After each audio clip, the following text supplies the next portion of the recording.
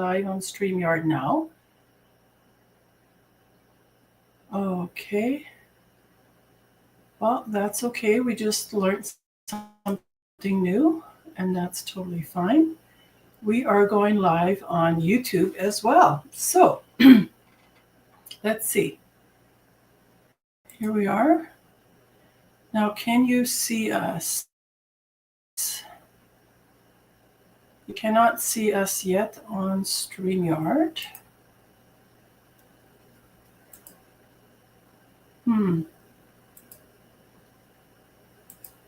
Hello, Brian.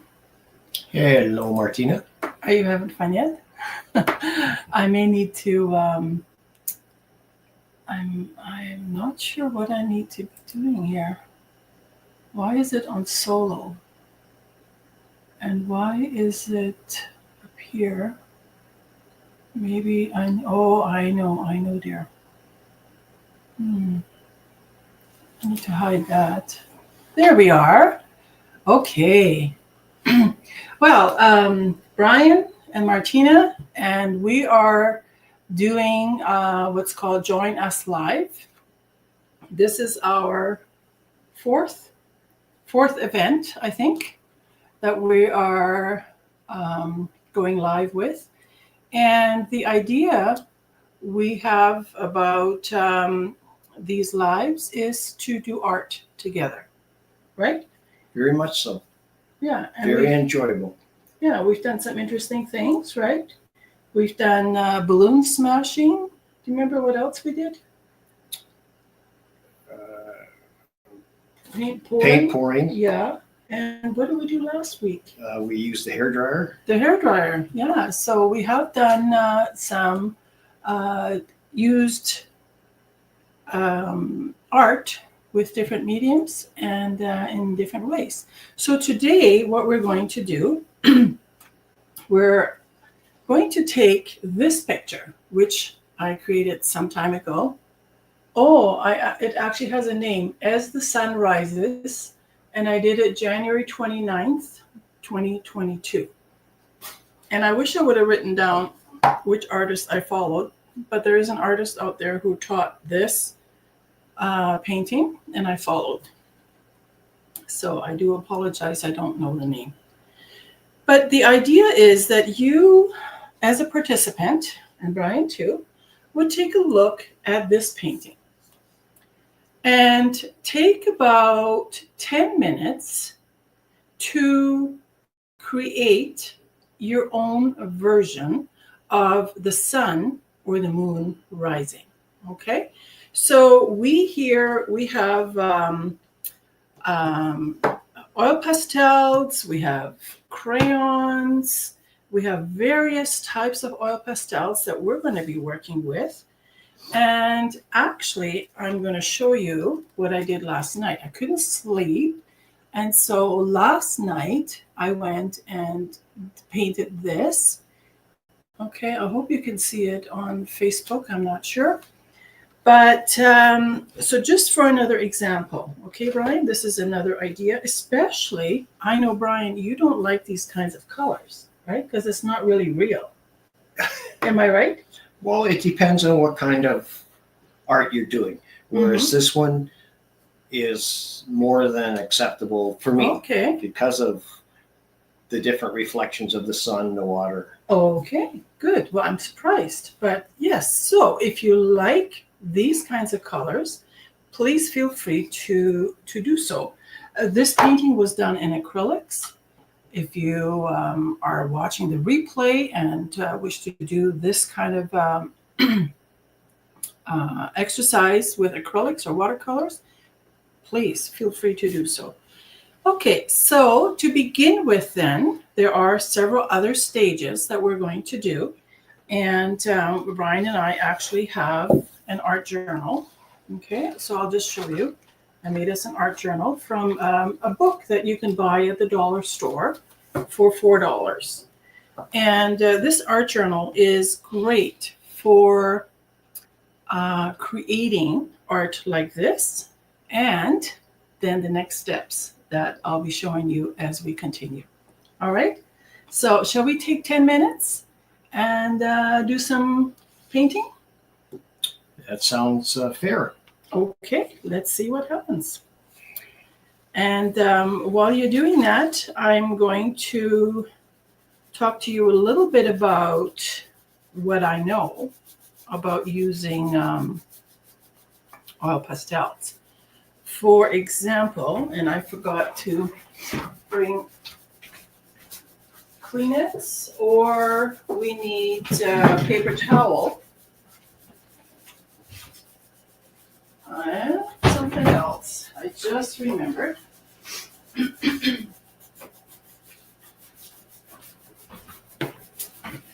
You need these kinds of things, either Kleenex, paper towel, or even wet ones, or like a baby wipe. I've seen people use that to even out the pastels. Okay, as you can see up here, I have several different colors there. I started with my sky, and then I added white, and then I added some gray, and I really mixed it really well. Here, these clouds are really dark, right? Because it's nighttime and the sun is just coming up. Where here, it's the sun. It almost looks like the sun is going down. I think this might be a sundown. So while Brian is painting and while you're painting as well, I'm going to just try and see what would happen if I use this wet one on here. And I'm just going to try it. For some reason, I remember hearing about that before. All I can really see is that it's getting wet. So, all right. While you're doing that, while Brian is creating his, I have another idea to go along with my painting, the one I did last night, and I will get started with that.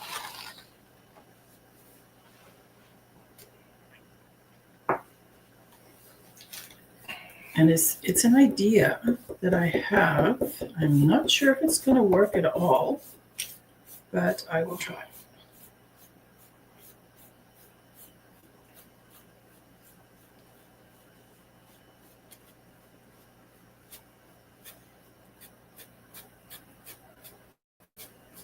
I will need a pair of scissors, which I have handy here.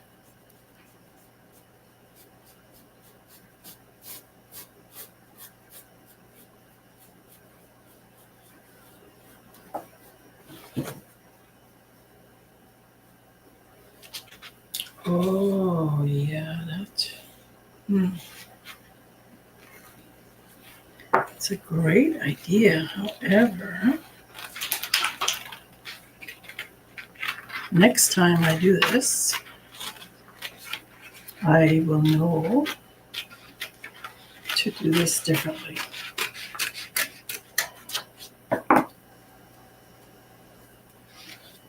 All right, so so any of you who are joining us, or those of you who are live with us right now, if you have any questions, if you have any comments, please feel free to add them below the video. I am not able to answer you right now. I think there is a way of how I can see it on StreamYard, but honestly, just concentrating on going live on two different, I want to say instruments, but digital instruments. Plus, we are, for the first time, we are actually trying out microphones. I know this one is on. We have turned them on. These microphones only seem to work with a phone. not with our computer. So, but we did invest in them because previously people had made comments that they just couldn't hear what we were saying. Okay. How are you doing over there, dear? I think not too bad. Okay. I just want to grab this kind here. Try these out. So something about supplies. Art supplies are expensive. There is no going away from that. However, Brian here has taught me a lot of ways of how to get art supplies cheaply, very reasonably. And right, Brian, you go to the thrift stores. You are on Marketplace. Facebook Marketplace. Yes. And so Brian has gotten us lots of, there are people who maybe at one time were really into art, but decided that that's no longer what they wish to do. So they sell everything that they have, or parts, part of their supplies, right? And so then someone just beginning, it's very wise to start out cheaply because you don't know if you're actually going to stick with it. For me, when I first started in 2017, it was very surprising. Oh, do you need something? No. Oh, you're just listening? Okay. I ended up going out and buying. Every time there was a paycheck, I'd go to Michael's or I'd go to an art store and buy supplies, and it was very expensive. Of course, a lot of things I bought at the dollar store, and the dollar paint that was just more my budget, but also because I was just trying out to see, am I actually going to like doing this? Am I going to be any good? And I've decided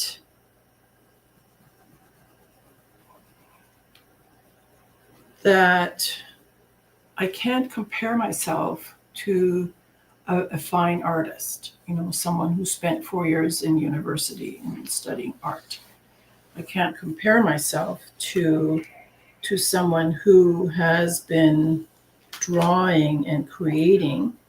They're 60 years old and they've done it all their life. I can't do that. What I can do is I can go with my passion, which is creating expressive art. So I think, Brian, we're kind of jiggling that. Can we maybe just pull this back a little bit, the table? Hold on, sorry. There you go. And expressive art. So when I create something, I love looking at the story. Is there a story behind this painting? Does this painting tell a story? Does this painting tell my story? So those kinds of things I'm curious about. And that's why I love being an expressive art practitioner, right? I'm not so much into therapy.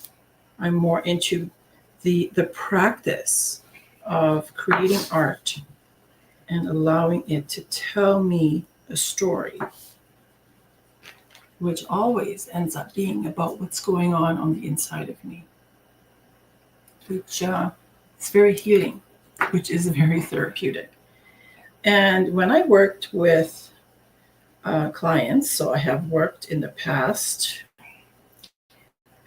in addiction recovery, and I've worked with men and women who experience domestic violence and sexual exploitation. So anytime I worked with them and we actually practiced these kinds of things, we were all surprised at how often, we shed tears, at how often we really learned something more about ourselves. And so, yes, expressive art is a very powerful way of learning about yourself, of learning your story, about your inner goings on. Okay, so Brian, I've been talking for 16 minutes. How are you doing there, dear? I'm getting there. How many more minutes do you think you'll need? Oh, I don't try to rush you. Maybe 3? I can make it work. Okay. Because what I'd like to do, if now is a good time, while you keep doing your thing there, why don't I read the story that this painting here tells? Okay, because this painting, even for those of you on Facebook, this painting tells a story. And let me read it to you. I am a portrait of the in-between, where light meets shadow and silence holds stories untold. Look closely and you'll see my layers, colors that whisper of harm and healing, shadows that hold both pain and promise. I'm not just what you see, I'm what you feel when you look at me. I stretch across the horizon, a place where the sun's light begins to dance with a lingering darkness. My clouds carry the weight of harm, the kind that hides the sun yet cannot extinguish its lights. These clouds, though heavy, are not permanent. They move, they shift, they leave space for the sun to rise again. If I could speak, I would tell you about the people you cannot see but can still feel. They live in the shadows I hold, shadows of war, trauma, neglect, and abuse. Some have tried to find the light but have been met with clouds in the form of helpers who caused more harm than healing. These clouds drift over their lives, creating moments of despair, moments when the sun seems unreachable. But I would also tell you about the sun that rises steadily above it all. It has not forgotten them. Its light pushes against the shadows, persistent and unwavering. My colors shift with this light, reflecting the truth that harm is not the final word. Healing comes, even if slowly, even if it must pass through the clouds. I am more than a picture of a sunrise. I am a story of resilience. The absence of people on my canvas does not mean they're gone. It means this moment is theirs to fill with healing, with growth, with the courage to step out of the shadows and into the light. The clouds are transient, but the sun's light is constant, just as hope is constant for those who seek it. I'm here to remind you of this truth. The light will rise no matter how heavy the clouds. The harm may have its moments, but it does not have the power to define the horizon. The sun does that, and so do you. So, let me know below if you have any comments about the story, and if you at any time thought that this painting would have such a powerful story. Let us know in the comments.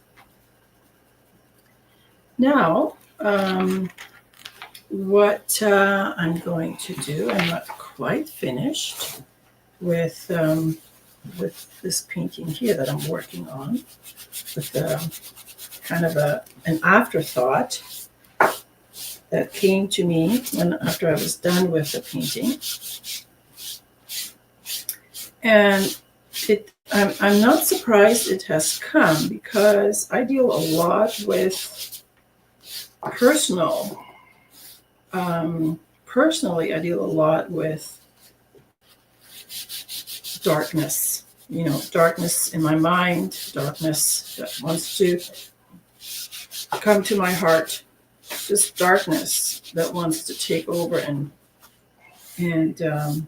take away the joy. And so I will have to rip this out. Okay. There's a story between this two,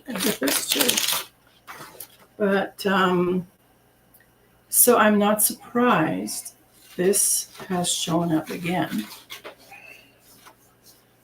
And I just want to say to those who are, trauma, people that recover from trauma, that this is not a surprise. You might experience things like that as well.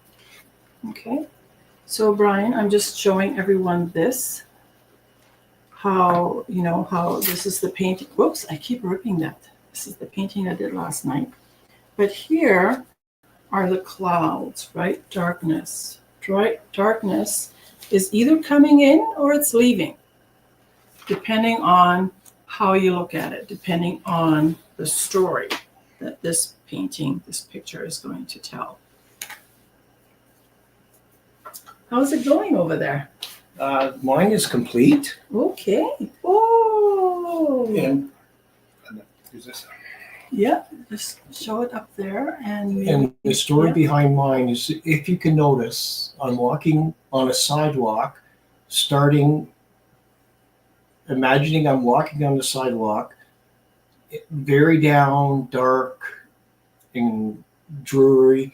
But as I walk, you can see the sidewalk is getting brighter and brighter and brighter, only knowing that somebody's on the other side waiting for me. Okay. That's beautiful. So the next step that we are going to take, is we're going to say the words, I am. And we're going to write down what this picture says about itself. Okay. And now, Brian, you already told the story, what the picture is all about. That's great. And the idea is to journal. Now, some people don't like to journal. I ran into that lots. And some people like to do exactly what you're doing, is tell the story, not write it. So we are going to end the video today. I will post for you the pictures. I will also post my story, the story that this painting is telling us. I will post that below. And please, if you like to have more information about any courses I offer, if you want to join us on a regular basis, let us know some of the things you are interested in learning about. And Brian, what are you going to teach us next week? Once again, it was to be this week, but we'll be doing some pearl art next week. Pearl art, for sure. Very similar. Sorry. Very similar to diamond art. Okay, that's what we will do next week. So, Brian, should they prepare themselves with any kind of supplies if they want to join us? Well, not really. But if you've ever done pearl art and you do have some, most definitely you could do some with us or show us what you've done. Mm-hmm. Would be great, because everybody has different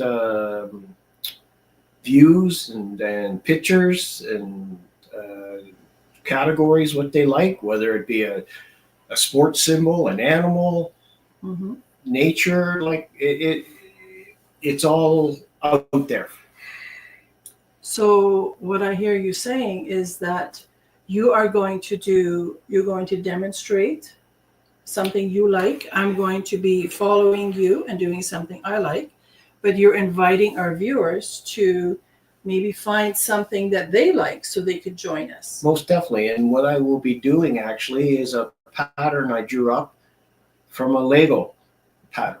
Oh, okay. Like I took the Lego, of course, because if you ever done Lego, like most people have, with those little dots, you can transfer that onto a graphic paper, which gives you the pattern to do the pearl work. Okay. Well, I don't know about you guys, but this sounds very interesting. I've never done what Brian is describing, so I'm very much looking forward to it. Thank you again for joining us, those of you who did. And yeah, we will be back to Thursday next week.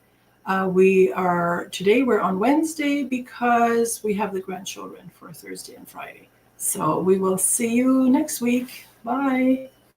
Take care. Have a nice week. Okay, Brian, I just need to, oops.